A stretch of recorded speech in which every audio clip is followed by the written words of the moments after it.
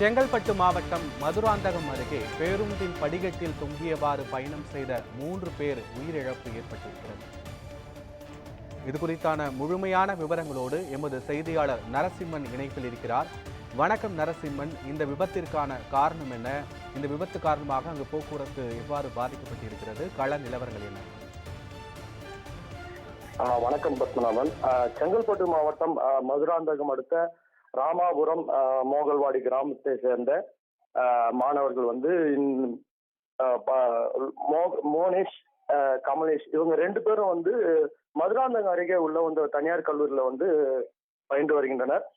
இன்று வந்து பேருந்துல வந்து வரும்பொழுது மதுராந்தகம் அடுத்த திருநல்லூர் தேசிய நெடுஞ்சாலையில பேருந்தில் படிக்கட்டில் தொங்கி வந்த நிலையில் பேருந்தை வந்து முந்தி சென்ற கண்டெய்னர் லாரி வந்து அந்த பேருந்தை வந்து உரசிய நிலையில் இவர்கள் வந்து படியில் நின்று தொங்கியவாறு பயணம் செய்ததால் அந்த 3 மாணவர்களும் கண்டெய்னர் லாரி உரசியதன் காரணமாக சம்பவ இடத்திலேயே உடல் நசுங்கி உயிரிழந்தனர்.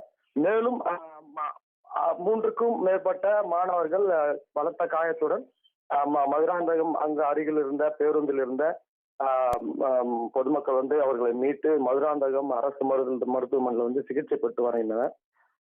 இந்த சம்பவம் குறித்து வந்து மேல்மருத்துவ போலீசார் வந்து விசாரணை மேற்கொண்டு வருகின்றனர். மாணவர்கள் வந்து தொடர்ச்சியாக வந்து பேருந்தில் வந்து படியிலேயே நின்று பயணம் செய்வதாலே இந்த விபத்து வந்து நடந்திருக்கிறது.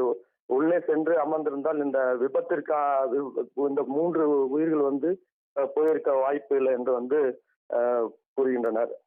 பத்மநாபன். முழுமையான கள நிலவரங்களுக்கு நன்றி நரசிம்மன்.